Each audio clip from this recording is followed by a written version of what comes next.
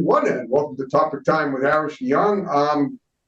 Boys and girls, we are less than a month away from spring, and I'm loving that. We're having a beautiful warm-up that's coming this weekend in our area in Boston, Massachusetts, and vicinity in New England. But today we are going by Zoom for the first time ever to Seattle, Washington. But the gentleman I'm interviewing, he's a person who's worked in LA with a lot of big people, and we're going to talk about that. But before we get to him, got to read these incredible underwriters, and then we will commence per usual. So we have Carver Jewelers, Ronald Aaron, Lily Delano Goldsmiths, right here in the building. In Carver, we have Bulldog Sports Cards in Middleborough. We have a new one, Juice Station in Pembroke. We have Brian's Barbershop in Kingston. Great to have them back. We have New England Floorscapes in Middleborough. We have good old Dave's Automotive in Hanson, right up the road on Route 58 here. We have Manny's Auto Repair in Taunton. We have Genuine's Inspection in Middleborough. We have Crazy Axe's Rec Center in Hanover. We have the Hanover House of Pizza in Hanover. They make great Sicilian pizza, great salads, and have awesome people working there, and they deliver. We have the Auto Shop, Master Mechanic Ed Rooney, also in Hanover. We have Salon Giovanni in Marshfield. We have the Gun Runner LLC, the Second Amendment Freedom Store in Middleborough. And we have DNS Auto Works and Collision Specialists in Abington, also right up the road here on Route 58. I want to thank you guys very much. And now, Mr. Christian Brandt, is that how you say it? Christian Blatt, but close enough. I'm honored to get the chance to talk to you, Harrison. And I know this is a little out of the ordinary, but I also have underwriters for my appearance. So if you don't mind, I want to give a shout out to Fitz's Boxing Gym in Braintree, Rob's Hat Shop in Quincy, Sully's Used Car Parts in North Attleboro, and of course they have a second location in Norwood over by the Auto Mall. So I just wanted to get all those in there. Love shouting out various places from the different corners of the great Commonwealth of Massachusetts, Harrison. Well, that's amazing. I didn't know that. And wow, I know that's, I mean, but how are you out, if you're out there, how do you give shouts out to people out, the businesses in our area? You know, it's a little something we like to call networking, Harrison. I'm very well connected. I went to college at a great school called Marist College in Poughkeepsie, New York, and almost everyone that I met there was from somewhere in New England. So I dated a girl from Plymouth, and I don't want to make any jokes about a rock because she's a nice girl. Let's just leave it at that. But so I had friends from Marshfield and Braintree, and I spent a lot of time in Belmont, closer to Boston. So I've covered a lot of ground there. So I'm excited to talk to somebody who, to me, really represents everything that's great about the Commonwealth of Massachusetts. Well, New England. Well, it's funny. I'm glad you mentioned Marshfield because that's where I started Topic Time almost 14 years ago to the day. Well, I'll shout out my friend Alicia. I think she still lives there. So I hope she's tuning in today, and I'll make sure she checks it out. Well, I don't know if we're on TV in Marshfield anymore, but what I do know, when I was there, well, they might pick up the show. I don't know. People love people I had a testimonial from a woman one day back in 2013 when I was at the station working on a show that I'd done on the road, which I used to do a lot. I used to go on the road and interview people on bars, boat cruises, in their homes, whatever. I don't do that anymore because we have Zoom and it's a lot easier. Plus, I had to be the talent. I'm just a talent. But so all those towns you mentioned, I'm quite familiar with. So it's like you might as well be here. You might as well be in the neighborhood. I mean, I wish I had taken the drive down Route 58 just to get there right now. That would have been great. But whatever. Okay. Well, tell me. All right. Well, that's fascinating. All right, but we're going to profile you now. Tell me about yourself, and you tell me some of the people you've worked with. But before we do that, I like to go in chronological order. Let's talk about your childhood, where you grew up, and how you got to where you're at now. And if I have any questions pertaining, you know the spiel. I'll bring it. Of course. If I see fit, as I do my detective work. So go ahead. You select the topics on Topic Time. Harrison, I'm just here to try and answer them. So, see, that's the great thing about Topic Time is that the topics come of their own volition. Basically, I just try to think things. I try to just glean my guests and think things through. Try to ask good questions and not try to talk over people. That's something I'm definitely better at than I used to be. But go ahead. So that having been said, you have the floor. I think we all need to get more focused on not talking over people. I know that's a note I get a lot of times. So I grew up in a town called Greenwood Lake, New York. It's right where the suburbs start to get rural. It's like 45 miles northwest from Manhattan. And like the next town over had like cornfields and cow pastures. There's a drive-in that to this day is still open in Warwick, New York. But it's it's an old resort town. And so, like when I was growing up in the 70s and 80s, everybody was kind of fleeing Manhattan and really all five boroughs. So there's a lot of people started living there full time. And so it really built up a lot in really the last 40 years. But it was one of those places that's beautiful. It's called Greenwood Lake. There's a 9 Mile lake in the middle of the town. But when you're a kid and you grow up, it's the most boring place you could ever be. You just want to, you want to basically go to a big city and, experience all the stuff that everybody's parents ran away from. But I had a great time growing up there. And as I mentioned, I did go to Marist College in Poughkeepsie, where I What did you major in majored Marist College? What did you major in? communications, radio, TV, film, which is what a lot of people did. And it was a great experience there. Met some great friends. I was able to do a lot of internships. I did it my entire senior year. In the fall, I interned with another great son of Massachusetts, Conan O'Brien. And then the Wow. spring of that year, I interned on Saturday Night Live. So definitely did a lot of networking, got to know a lot of people. So I spent a year after that as a page at NBC. Now, did you ever see this show, the Tina Fey, Alec Baldwin show, 30 Rock, Harrison? Little bits and pieces. Does that have Christine Johnson? Is she in that too?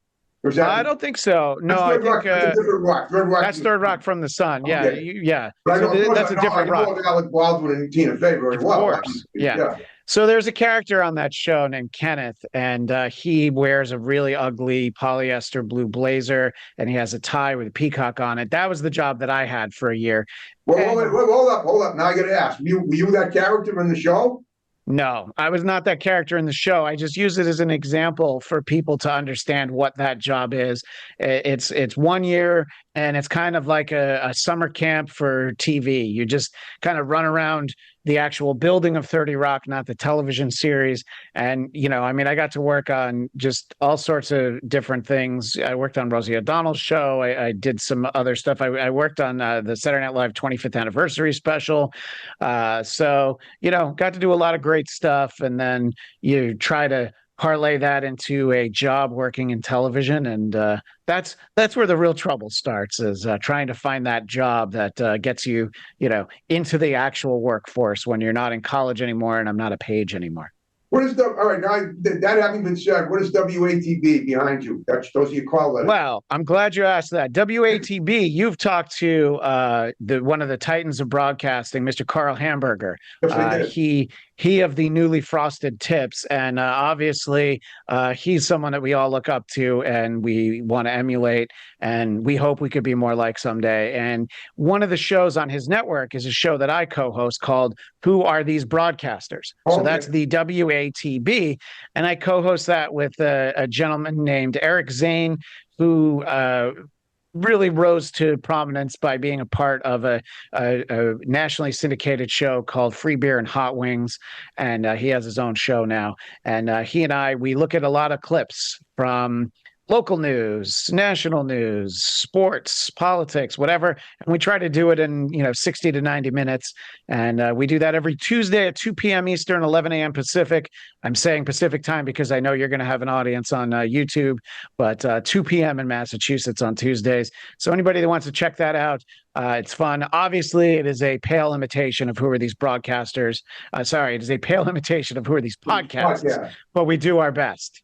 Well, don't say that. I mean, it's significant. It's just as significant. Whatever you're doing, it's obviously paying off for you, and you're obviously. Thank you, Harrison. That's the same thing my mom says. So I appreciate that. Yeah. You don't ever sell yourself short. Don't ever think that don't let anyone ever tell you that we're too good for you. Because I mean, they may tell you that, but what you got to do is if you go in a different direction and you prove to yourself that that's not the case, because you can only gratify yourself. I mean, you can gratify him. I don't want to get into that and down that alley. But what I'm saying is, in life, you gotta make your own breaks, and I've done that with what I do, and obviously, and I have no problem. I mean, I get aggravated because some people say, "Well, I get no time to do your show or this and that," and I say, "Well, it's okay. I get plenty of people that do have time and they can benefit from it, and you're not, and that's the end of that." And I move on. I've learned that. No, I've done enough interviews where you don't want to talk to someone who you have to kind of pressure to make the time to do it. If they don't want to do it, there's plenty of other people out there. And especially now with Right. this great technology where you're talking to me and I'm in Seattle, you could talk to me in in 2 more months I'd be in LA. It doesn't matter where anybody is. A good conversation is a good conversation, and good topics are good topics here on Topic Time. Speaking of that, and now speaking of that, that having been said, tell me about your work with Dennis Miller, the Sure. fine broadcaster slash comedian, and Yeah. you did for 11 years. Yeah, I know. I worked for him. I mean, technically, if he were to find the right thing that piqued his interest, I'd work with him again in a minute. So I worked with him for most of the last 20 years. I moved from New York to Los Angeles in about 2003. I spent a couple of years working on Law and Order Special Victims Unit, Wow. and it's a big show, great opportunity. But I really wanted to work in comedy, so I moved to LA. Within a few months, I'm working on Dennis Miller had a CNBC show. It's not Right. the HBO show that people think about, but he had one on CNBC. And I got into that by contacting former NBC pages. So that's the key from that experience that I had. I had a list, and I actually watched the show. I enjoyed the show. I've been a fan of Dennis Miller since I was in middle school. His comedy cassette that I still have, the one that I bought when I was in middle school, the Off-White Oh, album 20th is century, phenomenal. though, the cassette. Yeah. The cassette. I know but it's not reel to reel, so it's not that old. It's not an 8 Right. track. So yeah, I was just excited for the opportunity to work on his show, and one of the writers there, one of the head writers, is a gentleman named Jim Hanna, who's an incredibly funny guy, and he said that it would be okay if I wanted to submit jokes to the show for Dennis to read on the air. So I would give them to him every day, and he would pick a few, and they would go, and then just eventually I had a high enough success rate that he was just like, you know what, just put them into the submission the way all the actual writers do. And so I would write these jokes and I would get good jokes on. And then some of the other writers started writing me into bits. And Wow. I thought about this, that the way to succeed would be to not say no to anything. So no matter what it was, Harrison, I said yes. You want me to dress like a spider? I'm going to do it. You want me to dress like Babe Ruth, even though I'm a Mets fan? I'm going to do it. I'm not going to say no. You want me to wear ladies' lingerie? All right, I'm going to think twice, but I still did it anyway. So any of the things that came up, no matter how ridiculous it was, I said yes. And so then Dennis got to know, he noticed me, and he was just like, well, that guy's a terrible actor, but I love his commitment to it because, we're just playing it for laughs. So I ended up being his assistant on that show. And then that show got canceled very unceremoniously. But then a few years later, he was starting up a radio show. So I reached out to him, and I was helping him out like as an assistant again. And then after about 3 months, I was producing that show Wow. for him. And there was a co-host when the show started, but then they parted ways after a couple of years. So then it turned into I was producing the show and doing all the guest prep and the guest booking, and I was also the on-air co-host just because he needed somebody to bounce off of. And he's always been very complimentary to how funny he thought I was and how quick I was. And I never had to ask for a raise. Dennis would always talk to the bosses and get me a raise that's more than I would have asked for if I had. So he was always very great to me. We're still very friendly. We have lunch a few times a year. He's kind of mostly retired at this point, but he still does stuff now and then. Well, I don't suppose you could help get him on my show, could you? That would be sweet. All I can do is ask, especially if he were to have a gig somewhere in Massachusetts, I feel like he'd want to have him in person. What do you call it? ZOOM, baby. ZOOM, yeah. Go right to the house. Yeah. And the radio show ends, but then a few years later we do the show as a podcast for a few years. And so we worked together for a long time, and it gave me, a lot of other opportunities. But then it was about a year and a half ago that I connected with, as we mentioned, our fearless leader, Carl Hamburger, at Who Are These Podcasts. And that's one of the things I do now. I also do shows for a network called Geekscape, which it's a lot of nerdy things like Marvel superhero movies. We'll talk about Star Wars and Star Trek and stuff like that because, I remember being a nerd at a time when it was really not cool to be a nerd. Now it's a little bit cooler, but a little bit. Listen. I'm kind of a cool. I think I'm myself as a cool nerd, and oh yeah, it took me decades to find that niche, but I've done it. Look, and by the way, anybody who can just invent and participate in the complicated baseball tournaments that you do at home, I think is. Yeah. Oh my gosh, Harrison, the things that I know. I'm here because I'm a tremendous fan of Topic Time, and I've seen people I know on the show before. But I always appreciate your sense of humor, your outlook on the world, and just the ingenuity of creating your own baseball game. Thank you. Of course, no pun intended, when I'm doing my show, I always have my game face on. Now, tell me about your little interaction with Mr. Alice Cooper. How did that come to be? That looked incredible. Tell me about that. Yeah, so that is, I would say, Alice Cooper to this day, still my favorite musician. First concert I ever went to in 1990. He was playing at what was then called the Ritz in New York City. It had been Studio 54 before that. And I was 14. It was a 16 and up show. So shout out to my mom for making a fake ID for me. It was just a fake school ID. But it had to say that I was 16. So I got to go to the show. And I was already a fan, but for the first concert you ever go to have it be Alice Cooper, he had his head cut off. There's blood everywhere. There's everything. It was hard for anybody else to measure up.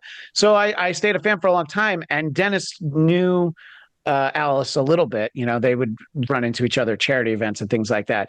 So I still to this day have a working relationship with Alice's publicist. Wow. So there was a show that I was visiting New York. When Alice plays in LA, the guest list is too crowded. There's too many friends, too many everything. Right? I mean, he's still a rock and roll after many years. 52 years, 53 years after when he was 18 and. Didn't know where to turn. Now he's right, exactly. So I got an invite to after it was he played the Beacon Theater, and I think this is 2012. Okay. And I got to go to a meet and greet thing afterwards. Not the way that a lot of bands will charge you for a meet and greet. I think sometimes Alice does that. This was a free one after the show, just for guests. The bar was filled with luminaries like Mickey Dolenz from the Monkees and myself. So obviously it was a hotbed of the social calendar for July of 2012. But so I got to talk to Alice, took some pictures, and that's the picture that you saw. There's a picture of my wife and I, which I believe your audience will get to see. And I didn't want to take up too much of his time, but what I decided to tell him was that I worked for Dennis because I knew he knew Dennis, and I told it because it's very well documented that Alice Cooper had a lot of demons, mostly in the bottle, but also some other substances in the early '80s. So he had to replace that. What I understand. Yeah, he is indeed. Yeah, he grew up that way. His father was a preacher, but so he had to kind of replace those vices with a healthier one. So he's been playing golf for 40 plus years at this point. So I knew that Alice would appreciate me telling him the story about the time that Dennis did a charity golf tournament where he was paired up with Charles Barkley, obviously a great basketball player in his day, but this is the less athletic. Removed from the NBA, Charles Barkley. Also, at no time in his life was Charles Barkley ever a good golfer. So there were real golfers at this charity event, but Dennis and Barkley were so bad. I mean, they just, everything was at least a 5, everybody just started following them because it was just so fun to hang out and watch these two be bad. So I tell Alice that story, and I think he appreciated it. So I've never been lucky enough to interview him, but I felt like I had that interaction where I got to talk to him. So that's the picture that you saw is from that event. Well, look, you guys are pretty chummy. Nothing wrong with that. Okay. Yeah. So All right. So what are you doing these days? So yeah, as we talked about, there's who are these broadcasters, and as I said, I do stuff for Geekscape. I've also been doing my own podcast called the Bladtcast. So my last name Bladtt, Bladtcast. I've been doing that for 11 years now. I think we're about to post episode 585, and it's just consistently doing that. Every week. It's whatever I'm kind of in the mood for. I'll talk to guests. I'll talk to musicians. I'll talk to authors. I'll have friends on. Sometimes we'll review a new movie. It's kind of whatever we want. It's a mixed bag, but what I always say is, every episode of the Bladtcast isn't going to be for everybody, but for everyone in the audience, there'll be at least one episode that they would like. We do a preview of the Major League Baseball season every year, so not everybody's going to want to see that. Not everybody's going to want to see me talk to guitarist George Lynch from Dokken. Sorry, what was that, Harrison? I'll see it. I'm a big sports fan. Yeah, well. I don't think the Mets have a better shot at winning the World Series than the Red Sox do, at least on paper. But that's at least on paper, yeah. But it's I don't think it's going to be a good year for either of them. But it's one of those things that it's fun to talk about. I've kind of cultivated a group of we're all Mets fans who talk about it, but we also talk about the other 29 teams. We might breeze over one or two of them. We don't spend a lot of time talking about the Oakland Athletics, soon to be Las Vegas Athletics. Well, you can talk about how long did it take the city of Vegas to finally adopt a sports team of its own? It's not till 2017, given the fact that all the bettors basically partook in the action long before that in Vegas, betting on the teams from all the other cities. That's kind of interesting. And they had the Golden Knights first, and then the Raiders moved there, and it's a beautiful stadium the Raiders play in. I took my dad to see the Rolling Stones at that stadium, the same one that the Super Bowl was in. So Vegas is it's only about a 4.5-hour drive from LA. So it's one of my favorite places to spend time is the wonderful city of Las Vegas. It is. I actually did my first show to Vegas from one of my other locations few weeks back. I interviewed a comedian there, which was great. Well, guess what? We're under Christian, we're under the final 5 minutes. Within the final 5 minutes of the show. I hope you had fun talking to me. Oh my gosh, it's everything I wanted it to be and more, Harrison. It's delightful to get a chance to chat with you. Well, thank you so much, and I so appreciate that. So what I always do in the last couple of minutes is say, if you had a good time, first of all, give shouts out to a few people that are going to see the show. Dennis, Alice, anybody else that you can think of? Yeah. Well, I'm sure Dennis Miller's going to check this out. I know Alice Cooper's going to check it out. And there's people I shouted out already, like my co-host Eric Zane on Who Are These Broadcasters. Yeah, we don't have to go over those guys, but I think I'll lose my show if I don't shout out Carl Hamburger one more time. But obviously, some of your past guests are people that I'm very fond of. The great Cardiff Electric, the Talking Potato. I know he had a tremendous appearance on your show. He is something. He's a wonderful. I was gonna say he's a wonderful human, but I guess he's a wonderful spud. Vinnie Paulino, I know, was on a few weeks ago. Yep. So these are all people that I know. But I'll shout out my Bladtcast Nation, we like to call them, the subscribers to my podcast, and my friend Will Sterling, who's a regular over there, and my friend Ken, who actually lives in Massachusetts. My buddy Jeff Duray also lives in Massachusetts. So, all of them, but everybody can find me in those places if they've enjoyed this conversation. And, any questions that people have for me, I'm on social media at Christian DMZ, and Bladtcast is a YouTube channel, Bladtcast. And you can find the audio podcast with the same spelling. Great. Okay. Well, you did a wonderful job with me. I'd love to, and if you had a good time, I'd love to, if you could get me an interview with Dennis or any of those people, Alice, anybody, you got my digits, feel free to hand them off to anybody at all. And we'll get them on by Zoom or in person, but I will absolutely reach out to them, and I'll mention that, you've had such distinguished people on your show as myself and Cardiff Electric, and I think that will impress most people. That's sweet. All right. And one last favor. When we wrap the show up in a minute, would you stick around and let my tech guy take a pic for Facebook, and I'll tag you in it? Absolutely. I'm not going anywhere, Harrison. I'm going to stay right here. Sweet. All right. All right, folks. We're wrapping up another great Talking Time episode, and see you next time. We're wrapping up and rolling out.